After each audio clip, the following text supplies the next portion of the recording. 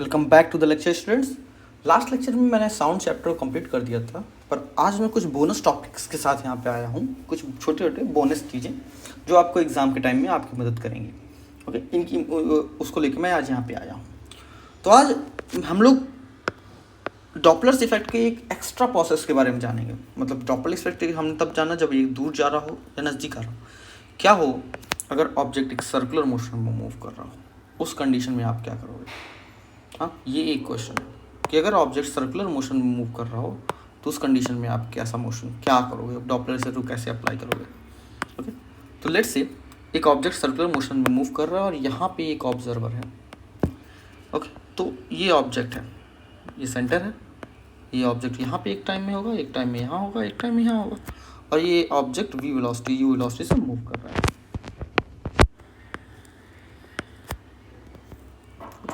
ये u velocity से object move कर रहा है, सर्कुलर मोशन कर रहा है। लेट्स से दिस इज 1 2 3 4 और ये साउंड प्रोड्यूस कर रहा है। This is a source of sound. Okay, this is the source of sound. अब क्या होगा, पोजीशन 1 और 3, position 1 and 3 are moving perpendicular to line joining S and O। मतलब इन दोनों को अगर मैं, ये O ऑब्जर्वर, इन दोनों को अगर मैं ऐसे ज्वाइन कराऊँ तो ये परपेंडिकुलर लाइन फॉर्म कर रहे हैं। देखिए बिल्कुल परपेंडिकुलर है, तो इनकी वजह से कोई डॉपलर शिफ्ट होगा नहीं। ये कंडीशन कुछ इस तरह की है कि यहाँ पे कोई ऑब्जेक्ट है, ये ऑब्जेक्ट एक सोर्स ऐसे मूव कर रहा है, तो इससे इसकी परपेंडिकुलर डिस्टेंस हमेशा कांस्टेंट ही रहेगा। ओके, ये डिस्टेंस हमेशा कांस्टेंट ही रहेगा। इस कंडीशन में कोई डॉपलर इफेक्ट देखने को नहीं मिलेगा क्योंकि डिस्टेंस चेंज ही नहीं हो रहा है। ओके, तो पोजीशन 1 और 3 ये दोनों में कोई भी डॉपलर इफेक्ट आपको देखने को नहीं मिलेगा। तो F dash, let's say F इसकी इनिशियल फ्रीक्वेंसी है। Okay, source frequency, and F dash is apparent frequency.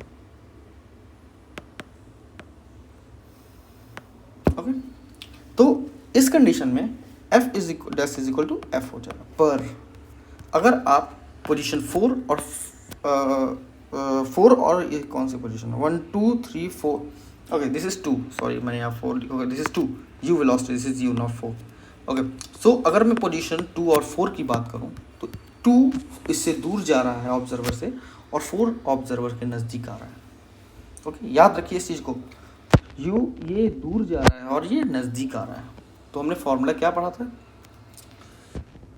F dash is equal to, for 4 के लिए अगर मैं 4th पॉइंट की बात करूँ तो सो ये नज़दीक जा रहा है, तो एफ डैश कितना हो जाएगा, एफ डैश हो जाएगा v minus 0 upon v minus you into F. F dash कितना हो जाएगा, एफ डैश हो जाएगा v upon v minus you into F, means maximum frequency. Okay, अगर मैं पॉइंट 2 की बात करूँ तो देखिए 2 इससे दूर जा रहा है। ओके, 2 इससे दूर जा रहा है। इस कंडीशन में क्या होगा, F dash is equal to V minus 0 upon we plus U into F. दूर जा रहा है और ये देखिए माइनस एक्स डायरेक्शन में जा रहा है, यहाँ पे ये प्लस एक्स डायरेक्शन में जा रहा है, तो ये माइनस एक्स डायरेक्शन में जा रहा है, इसलिए इसकी वेलोसिटी को हमने माइनस वी लिया है। ओके, तो ये जनरल फॉर्म आपको याद ही होगा कि हमने पिछले लेक्चर्स में बात किया था कि जनरल फॉर्म क्या था, v minus V not by V minus we S. तो सोर्स जो है वो अपोजिट माइनस एक्स डायरेक्शन में मूव करने की कोशिश कर रहा है, अपोजिट डायरेक्शन में, तो वी एस क्या हो जाएगा, वी एस हो जाएगा निगेटिव और वी ऑब्जर्वर कितना है 0, तो एफ डैश कितना हो जाएगा, हो जाएगा V minus 0 upon we plus we S into F. This is minimum apparent frequency.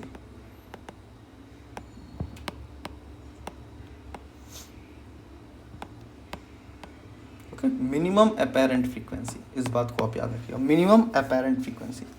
तो जो फ्रीक्वेंसी होगी जब एक सर्कुलर मोशन होगा तो जो फ्रीक्वेंसी होगी, नेट जो फ्रीक्वेंसी होगी वो कितनी हो जाएगी, नेट फ्रीक्वेंसी एफ डैश होगी वो लाई करेगी v upon we plus you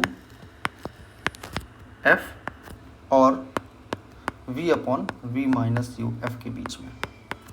इस बात को आप हमेशा याद रखिए। तो जो अपैरेंट फ्रीक्वेंसी होगी वो इस रेंज के बीच में हमेशा लाई करेगी जब एक सर्कुलर मोशन हो रहा होगा तो।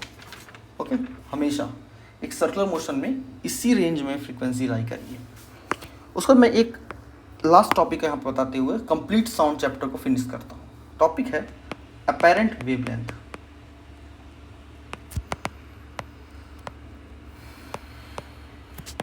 ओके, इस कंडीशन में क्या होगा? Case 1, when source is at rest and observer is moving. इस कंडीशन में आप हमेशा याद रखेंगे क्या होगा? Delta lambda is 0, wavelength does not change. Okay, wavelength change नहीं होगा। पर second condition,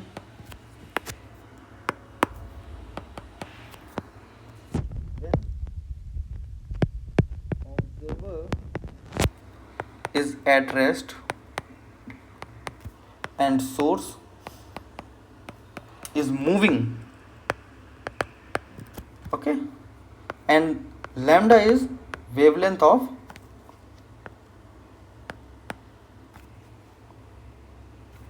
let's say lambda नहीं लेते हैं, lambda को हम डायरेक्टली डिस्क्राइब करेंगे। तो हमको पता है f डैश क्या हो जाएगा? v minus V not by v minus V S of f। Then lambda dash कितना हो जाएगा? 1 by lambda dash is equal to v minus V not upon v minus V S of 1 by lambda. कैसे हमने use किया है? f is equal to v by lambda होता है, तो f की जगह हमने v बाई लैम्डा पुट कर दिया एंड f डैश की जगह हमने v by lambda dash put कर दिया, क्योंकि वेलोसिटी ऑफ द साउंड तो हर जगह सेम ही रहेगा, तो v दोनों साइड में आ जाएगा और कैंसल आउट हो जाएगा। ओके, मीन्स ये v by lambda and v by lambda dash, तो v से v कैंसल आउट हो जाएगा। तो 1 बाई लैम्डा डैश हमारे पास सिंपली बचेगा v minus V not upon v minus V S of 1 by lambda. अब यहाँ भी आप सेम प्रोसेस लगाएंगे कि वो ऑब्जेक्ट दूर जा रहा है, माइनस एक्स डायरेक्शन में जा रहा है कि प्लस एक्स डायरेक्शन में जा रहा है, ऑब्जर्वर किस तरह से जा रहा है। हाँ, ऐसा भी हो सकता है कि ऑब्जर्वर मूव कर रहा हो।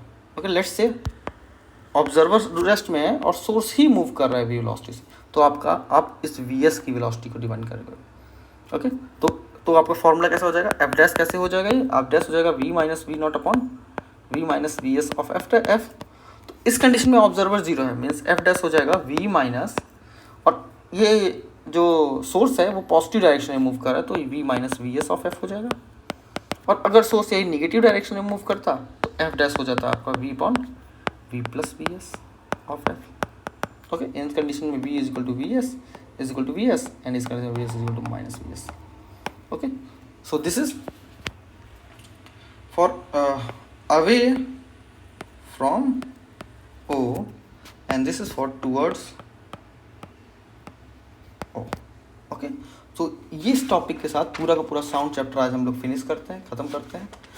इसके बाद हम लोग एक नए टॉपिक के साथ मिलते हैं, और अगर इस पूरे लेक्चर सीरीज में आपको कुछ भी पसंद आया हो तो प्लीज़ कमेंट सेक्शन में ज़रूर डालें और चैनल को सब्सक्राइब करें और लाइक करें।